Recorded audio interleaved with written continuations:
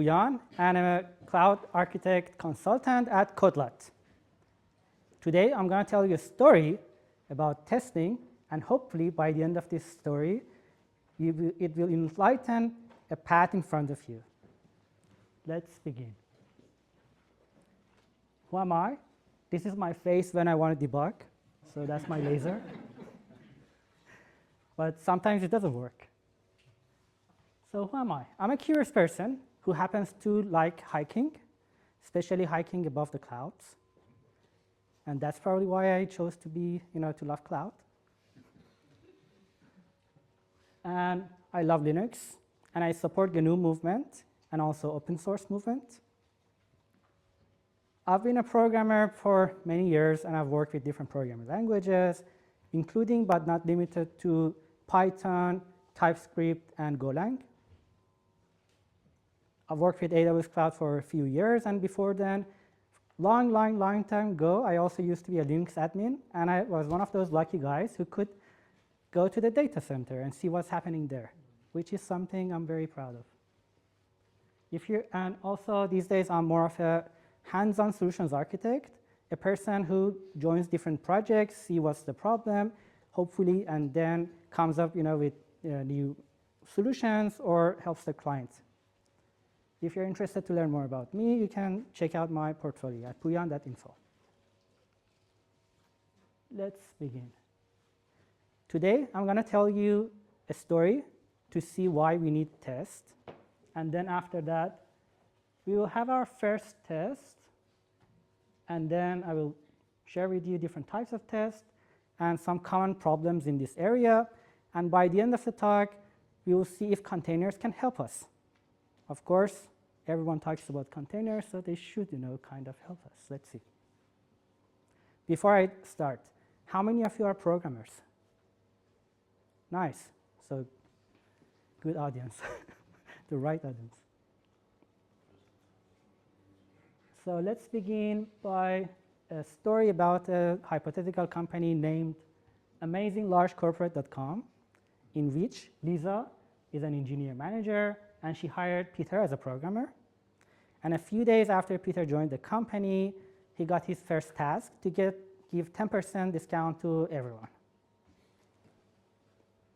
Like many of us, he was a very curious person, so he dived into the code and found this order class. For those of you who are not programmers and who are not familiar with object-oriented programming languages, a class is just a blueprint to instantiate different objects from, and see what object should look like, and for instance, in this case, order should look like, and what order should be able to do. And Peter finds this calculate total price method in this class, and as you can see, it's actually a very easy class. It's a very easy method. And it just goes through all the items in the basket and gets the price for each of them and multiplies it by the number of items and just sums the whole thing and calculates the total price as that. Easy peasy, right? And then he says, maybe that's the place I should add the discount, right? So he directly adds the discount here, commits the code, pushes it to the repository, goes to production directly. He's happy. His manager's happy. Everyone are happy. A few days later, Lisa shows up, says, tax calculations are incorrect. Finance tells me now we are calculating the gross revenue based on the discounted value, and which is not correct. And by the way, popular items should never be discounted, and now I want to have different types of discounts.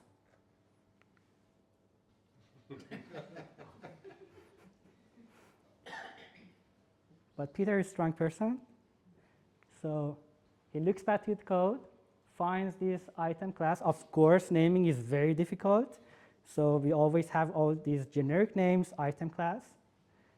And then he finds this getter method for price, and he thinks out loud and says, maybe this is the place I should do something here, or I don't know, maybe I should add like a global config or something.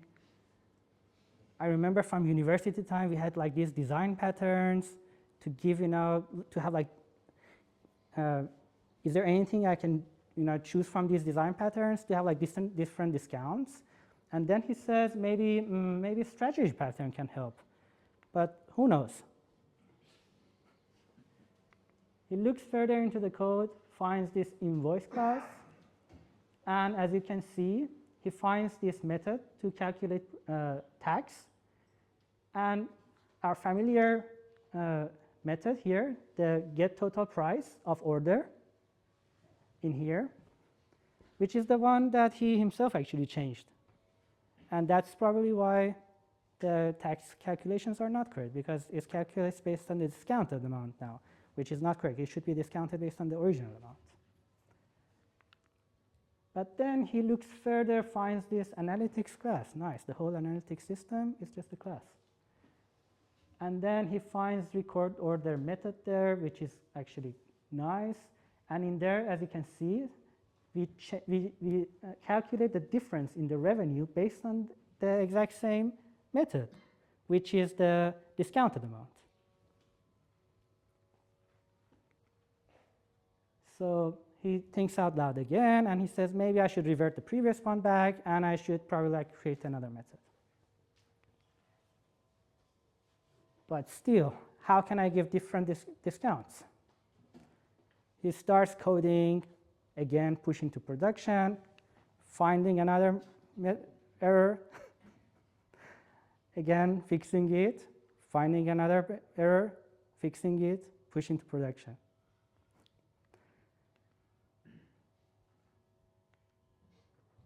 If this sounds familiar to you, you're not alone. In fact, if you have even checked your LinkedIn once around 20th of July this year, you have probably seen everyone talk about this blue screen of death that was caused by just a few lines of code in an update that CrowdStrike actually pushed into their customers globally. And it caused like hundreds of millions probably of dollars in a problem. So now that we know why testing is important, let's see if we can write a test. Easy, right? So imagine you join this company.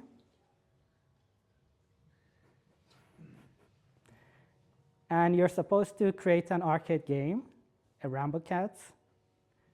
And in this arcade game, you have a builder method to create different creatures based on some parameters that you're passing to it. And your job is to make sure you create cats correctly. I mean, coincidentally, builder method in here is similar to the way that the cat looks like also. It's a builder cat. And then you think, what is a cat? A cat is an object that has 2 eyes, 1 nose, and whiskers, right? So you write your test and say whatever has 2 eyes, 1 nose, and whiskers is a cat. So your test correctly says that these 3 objects are cats because they have all these things that I'm looking for. These 2 are not cats because they don't have whiskers. And you're happy, you wrote your first code. Congratulations. But then you think a bit further and say, okay, but if whatever has 2 eyes, 1 nose, and whiskers is cat, then this is also cat, right? It has 2 eyes, 1 nose, and whiskers. And that means your test will assume that this seal is also a cat, which is incorrect. But your test passes. But anyways, you have created your first test, so congratulations. Let's see, now that we have created our first test and we know why testing is important, let's see what type of options we have for writing tests. What can we test?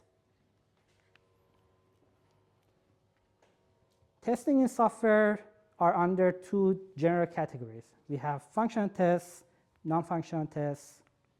For those of you who are interested in knowing what is the difference, functional tests basically checks if the application works the way that we want it to function.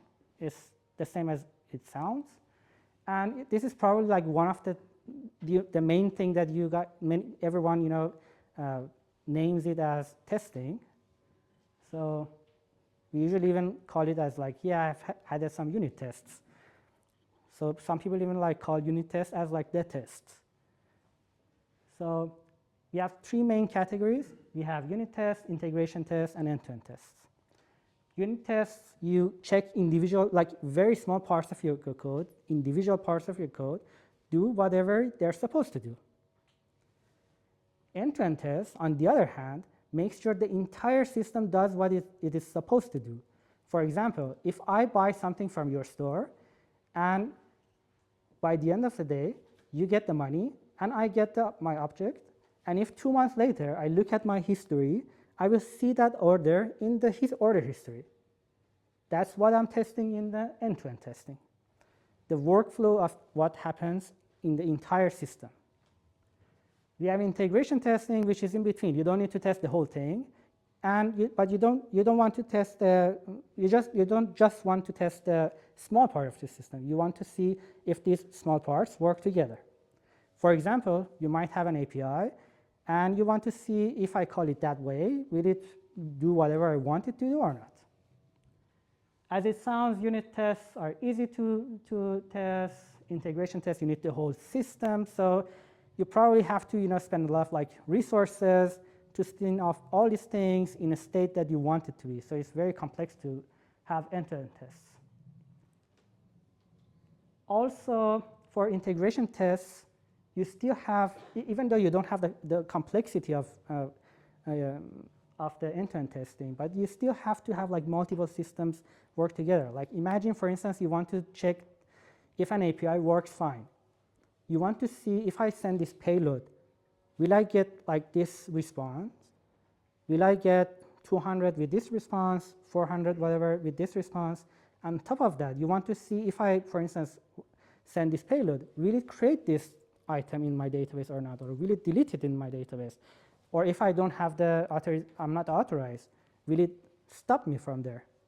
So in integration tests, you have to know, similar to unit tests, you have to know a bit of what is happening in each of the parts of the system, but also to know if, for instance, if it creates something in database or not.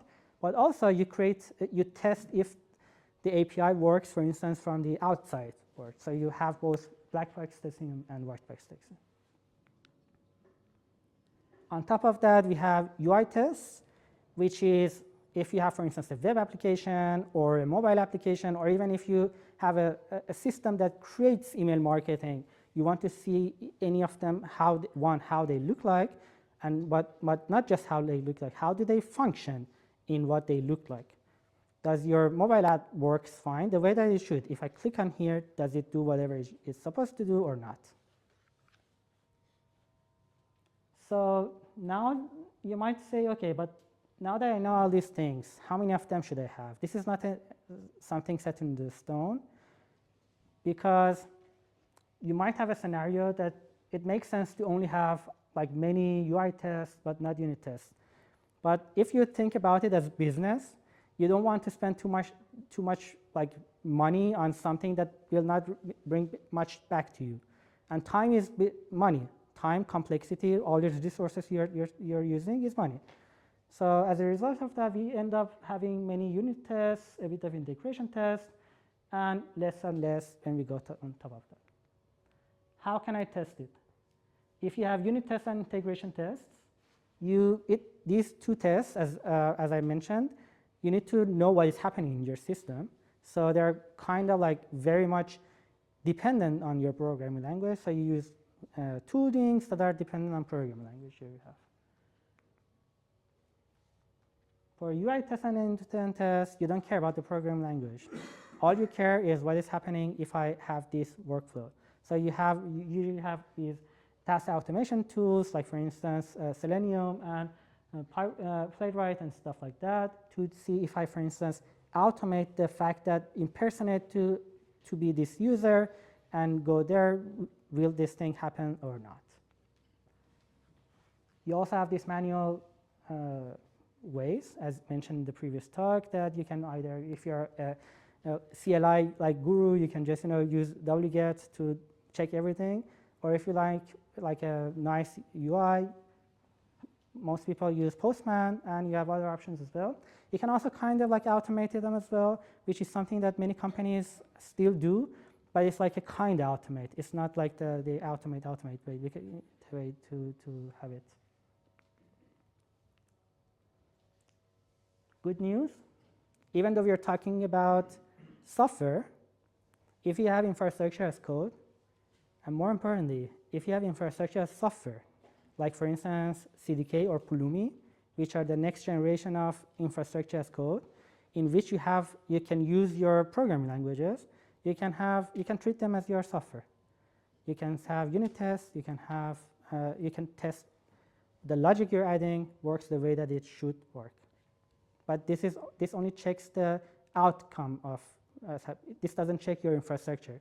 This checks the infrastructure definition that you're creating is created the way that you want it to be created, which is one step. It's better than nothing, but that doesn't mean you're testing the whole thing, just to have it bear in mind. Now I want you guys to take out your phones and either scan this QR code or go to menti.com and enter this code.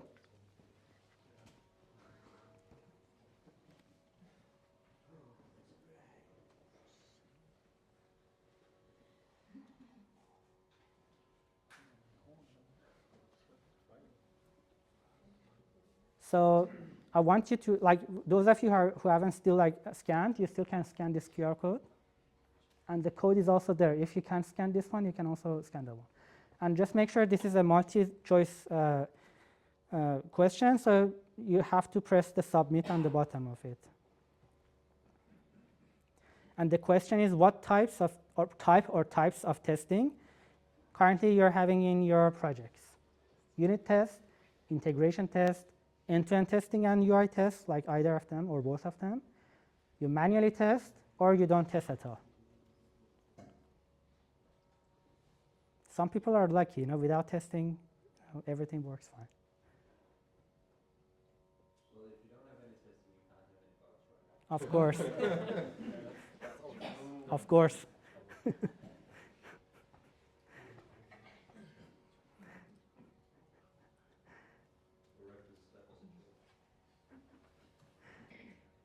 So I give you 10 more seconds.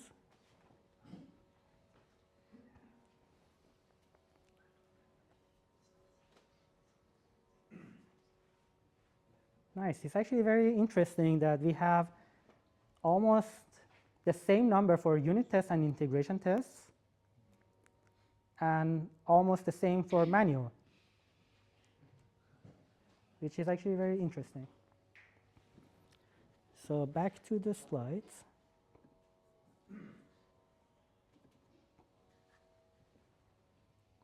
Now that we know at least 2 or 3 people have unit tests, but they don't have unit integration tests, right?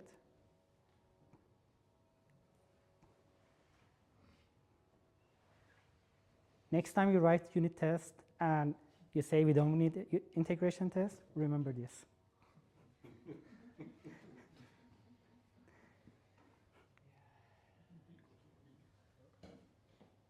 On top of that, we also, yeah? I think in theory you should have all the tests, but you can see in practice we have many projects. Example this vurderingsstyrelsen in Denmark where there is software which doesn't work. And it turns back to management sometimes don't want to invest in tests because why have testers, why have these additional resources in the project? How to deal with this? Because I think most people would say yes, of course we should have tests. But how to handle management? That's a very difficult question. I wish I had the answer for that. You see now many times when IT projects are operated and managed by non-IT people, then when it comes to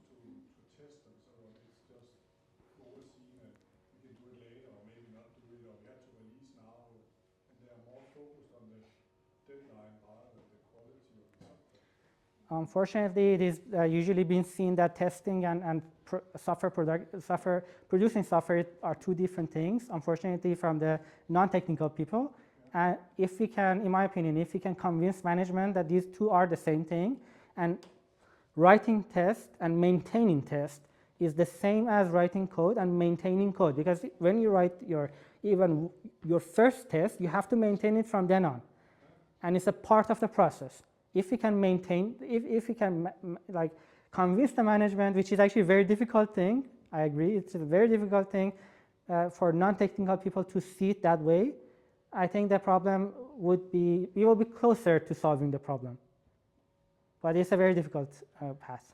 I mean, Yeah? from my perspective, I mean, we've realized that if you save time now on not doing tests, you're paying that many times over in the future. It might not, like, because if you don't spend 10 minutes testing now, that might turn into like an hour down the line. Another way that further you fail, the more Yeah, exactly. often more time is going to cost you. It's never 10 minutes. Yeah, it's never 10 minutes. It's never 10 minutes, but like, you know, just yeah. Exactly. It's part of technical debt, end of the day. Can we have the question maybe later? Good. Great. So let's talk about other types of testing. We have sanity tests. We actually, like, I think in the first talk we had something somewhere there. But what is sanity test? If you have like especially if you have like a program language that you need to build, you can just build and see if things work fine. Or if you have something that you want to quickly see that small changes doesn't break the whole thing. Regression test. What is regression? Think that I have like there's a bug here, and I go and fix it. And 2 years later, someone says, oh, I'm fixing another bug, right? And then fixing that bug opens up this bug again. This is called regression. And regression test is there to make sure this will not happen. This used to be a lot, like a category at the time that we had like many manual way. But these days that we have automated tests, we don't need to care about it anymore because we already have the test there. We have also UAT tests, which means that you send your application to a limited number of either users or testers, to hopefully they will test everything. But that doesn't, that's the tricky part, because even if you send it to a limited number of users, they might not be like everyone, who are doing the things that everyone else are doing. So that's the tricky part. We also have in programming languages that you have concurrency, like for instance Golang and some other programming languages. We have data race detection. What is data race? Data race means you have like a variable that two different threads have access to it, and then you have this accessing this variable needs to have sequence. And that means you have to have race condition. That means this one should be done before the other one. Imagine, for instance, in this case, we have a integer variable initially is 4, and then we have two Go routines. Imagine, let's say it's like two different threads, two different parts of the application. Let's imagine it like this. And then they both say, what is the value? 4, right? Perfect. And then this one says, oh, I have to add 1 to it, so it becomes 5. Perfect. It writes 5. This one says, I had 4, I have to add 1 to it, right? What is the value? 5. It writes 5 into it. So instead of 6, we got 5. So this is also a very important thing, especially if you are dealing with programming languages that will give you the opportunity to write multi-threaded programming, multi-threaded code. Like Golang, which is actually not multi-threaded, is smaller than thread, but still you have that power. Also, input strategies. Example-based testing is basically what we usually call, oh, I'm testing. When I say I'm testing, I say, okay, if this happens, assert this blah blah thing happens as well, right? This is what we call testing. This is basically our day-to-day life. But on top of that, we have random testing or hypothesis testing or property-based testing. What does it mean? It means that, for instance, I might have like a field in my API that accepts email address or name or family name. And instead of providing my own name, I might say I will just use a faker and say randomly provide a name, like whatever name, even from different locales, and see if something fails. I used to think this is extra redundant, no one needs it, but it has shown me cases that I've never even thought about it before it happens in production, and that can be even more difficult to figure out, because the client might cry a lot, and you will say everything works fine. I have my tests, everything works fine, and I don't know, I don't even get any error somewhere. This sometimes helps because it will remove the biases we have for choosing the input. If you're interested in learning more about it, I'm actually going to share the slides on, I think on LinkedIn I'm going to share it, so if you want, you will get access to all these links. Second category, non-functional testing. Non-functional testing are there to make sure, even though your application works fine, that's the case. Your application works fine, but your users are crying. Because we have problems with non-functional testing. We couldn't test them probably. What categories do we have? We have one big category of reliability under load. Does it work under expected load, like the under increased load or peak loads, etc. We have security testing, we have usability testing, we have compatibility testing. For instance, for security testing, we check either if the application is safe, if the infrastructure is safe. There are many things actually to check. Usability test, does it do what it's supposed to do? Compatibility testing, does it work with this machine, this OS, this browser? And accessibility testing is very important, especially for the highly regulated environment. So this is something they probably test. Some companies are not, but it's something also to have in mind. It's important because you might have a beautiful UI, but people with disabilities cannot use it. Yeah, you already also have the American Disability Act, similar to the European as well. Yeah, there are many regulations here I'm not even aware of. Yeah. So now that we talked also about the common problems, let's talk about, we talked about the different types of testing. Let's see what are the common problems. As we saw in the first talk, testing a legacy code is difficult, especially if it is something from 20 years ago. Like there were no technology back then. Like how can I even test this thing? I cannot even use any framework. So I'm happy that we are in this new era, right?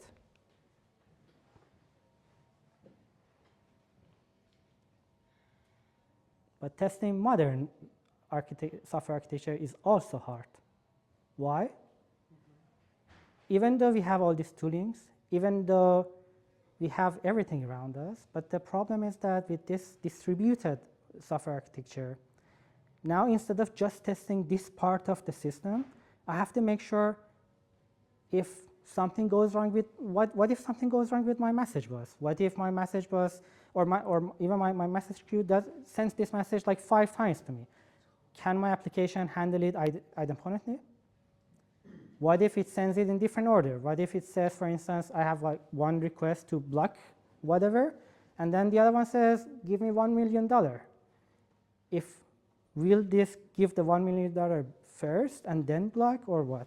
So these are the things that it's difficult to test in these new modern architecture as well. Or also we have like these problems with eventual consistency in the database as well. You probably, most of you have worked with, many of you have worked with DynamoDB or like these things. For instance, it might write into even four of the nodes, and you say, yeah, it's there. But then you read it and it's not there. So how can your application deal with it? Can you test it? Can you not test it? Also, rapid changes in requirements, which is actually very much related to test maintenance overhead. Back to your question, when we write tests, we have to maintain it. And that means every time the logic changes, I have, as a software developer, I have to go to my test, see what was the logic, what was it supposed to do, is it the same or has it changed? Because if this has changed, this is the first thing I have to change. And then I will go back to my code and I will fix it there. Imagine that this happens 10 times a day or 10 times a month. Then I, as a software developer, have to maintain not just my code base, but also all these unit tests that are related to this, but also if I have integration tests related to this. So one small change might need to, in the requirements, in the business, might force me to change a lot of things in my code. And that usually comes from the fact that, unfortunately, many people see Agile as like fast, which is not correct. And, or, you know, many of us have even like heard like, you know, priority number one, everything. So we end up like, you know, changing a lot of things over time. It's also difficult to test non-functional tests. As we had in the first talk, what is secure? I might say this beautiful app is highly secure because I cannot hack into it. But will a hacker say the same thing? So how can I say I've tested it to be secure? Or I might say this one works, this application works for 5 users. I've tested it. So it's highly scalable. 5 users. Or on the other hand, should it scale onto Google level? Because this is also another thing. Like I've seen some companies wanted to build like a product startup, like Fresh comes and says we want to build a product that can scale up to Google level overnight. That's also another thing. What is scalability?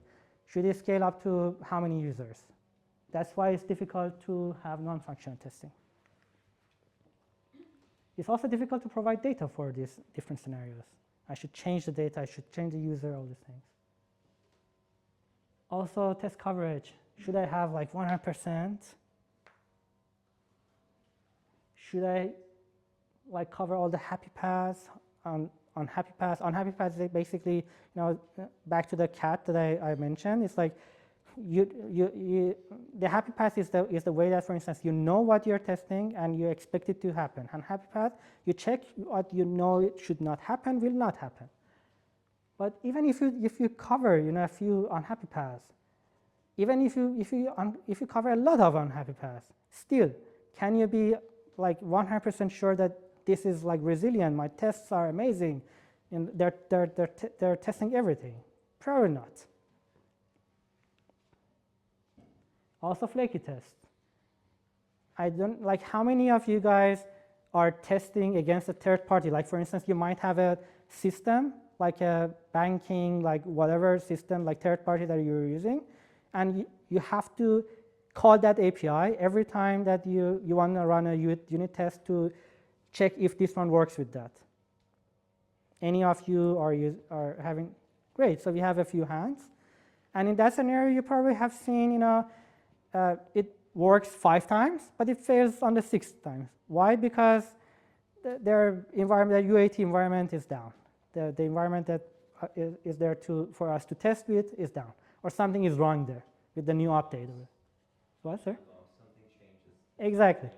Dates change. It's weekend. Exactly. Someone pushed on Friday, maybe. Yeah. And Yeah. yeah. Flaky test is it also not now when we have AI and you have co-pilots and you need to test your question answers and you get the correct answers.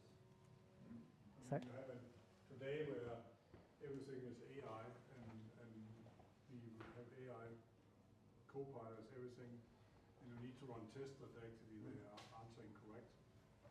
And this will also be flaky. That's actually like you're talking about the testing, like these generative AI, you know, right? Website where you can prompt something and get an answer.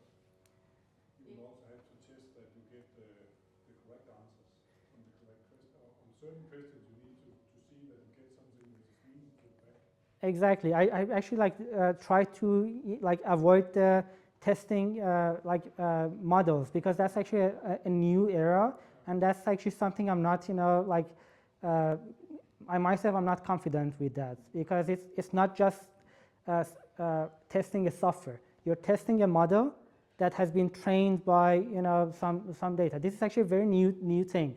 So there are many things happening around it. How can we even test it? And unfortunately, I myself have no opinion about it. And this is actually something very new as well. We also have test environment issues. For example, it works in UAT, it works in dev environment, but it fails in production. Why? Because I was adding this IAM role in my dev environment, manually adding this IAM role in UAT, but I didn't have access in production, so it failed in production. We didn't have infrastructure as code as well, but still, that's why. Also, we might have cases that tests can affect each other. If you have shared environment, if for instance, my tests will run against regular user, some other person's tests run against a super admin. And while I think I'm a regular person, that person changes it to a super admin, that shared user. And I think, okay, my user can do these things that is supposed to do, but it's not my user, it's the super admin that can do these things, which makes my assumptions incorrect.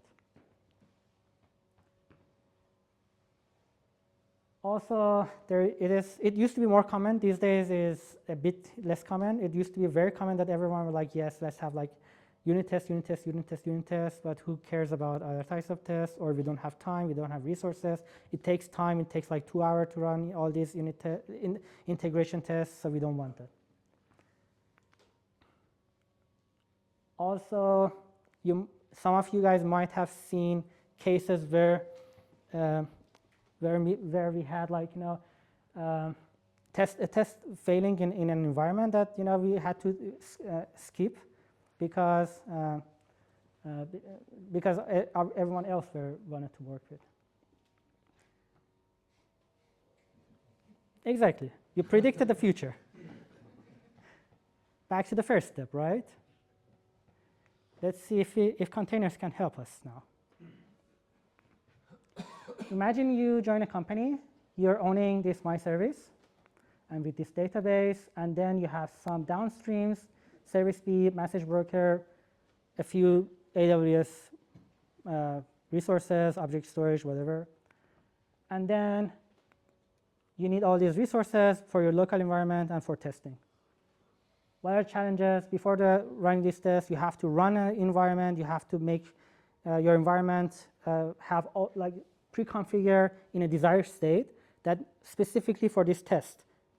What kind of user does it need? What kind of order what should it be? And then we should avoid the non-deterministic tests like these shared environments. We should avoid data corruption and configuration drift. And one common way that we already have is that we have shared environments like UAT environment. Everyone just runs all these tests there, and then we still have this problem of potentially having non-deterministic tests because someone can affect other person's test. A better alternative, you can run your test in the Docker containers. Should I have shared Docker containers? Probably not, because then you will have the same kind of problem as you had in shared UAT environment. And to have reliable and repeatable tests, maybe there might be a better option. Let's see if we have another option.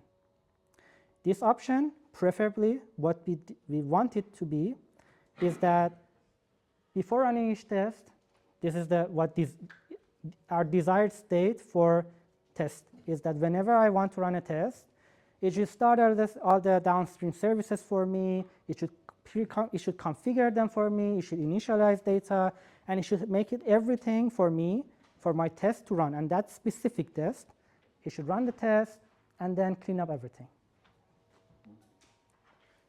Why? Because this way I will have everything on demand in an isolated environment, and I will have consistent environment experience both in local and CI, and like everywhere. Local, CI, someone else's machine, anywhere. And then also, I should be able to run all these things all together. So if they all run on the same port, like for instance, if it is MySQL, these ports, how can I run them like 50 at the same time? So I should probably need some sort of like advanced network functionalities there to make my tests be able to run in parallel. And it should also be able to automatically clean up. Otherwise, I will end up having a lot of containers on my machine or CI, you will probably destroy it. But on your machine, you probably don't want to have like 50 containers staying there after running each integration test. As far as I'm aware, we have two options. We have Docker test and test containers. Docker test is Golang specific, and test container is a new one. Let's go back to our previous story.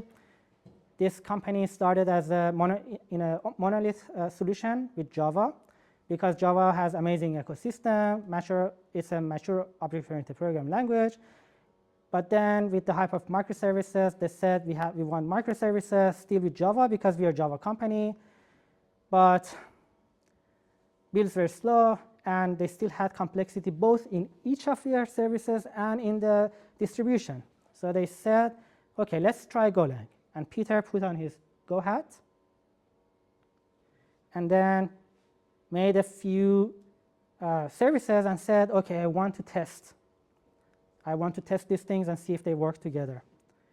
As you can see in the setup, he was adding like different random ports, and he was initializing the containers with all the settings it wants, with the, for instance, what is it called? What image it should be, and what environment variables I should pass to configure it. The way that you also mentioned, some of them are pre-built the way that it works this way, but that doesn't mean if you pass a random environment variable to a random image, it works. That's also a good thing to have in mind. And then he started to write a few tests.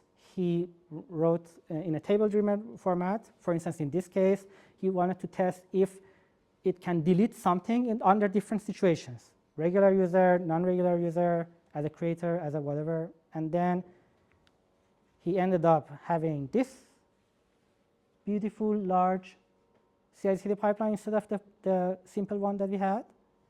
But just bear in mind, avoid having everything pipeline. Again, I will share the slides later. You can click on here and go to the link. This one tests everything, but is it perfect? Probably not. In that article, I will explain there. Just to compare, Docker test is Golang specific. Test container is, as you see, is very similar to the other one. It's very simple, but it covers many other different programming languages as well. About our company, we are Kodlot. We are a cloud and data boutique consultancy. We are launched in 2020 in Copenhagen, and so far we have delivered more than 3 platforms, processing petabytes of data. We are an AWS partner, and our customers are mainly enterprise clients within Nordic and DACH, Switzerland, that area. And we are specialized in solving cloud and data problems. We are flexible and transparent, and I'm not going to read the rest of it.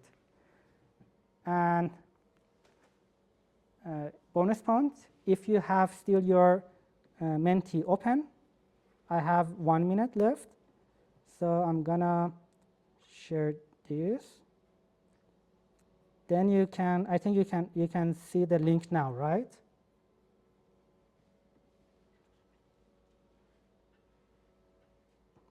And then you can book me for 1 hour for free consultancy. And also, I'd be happy to connect on LinkedIn if you're interested. I will share the links to the presentation here as well. Thank you.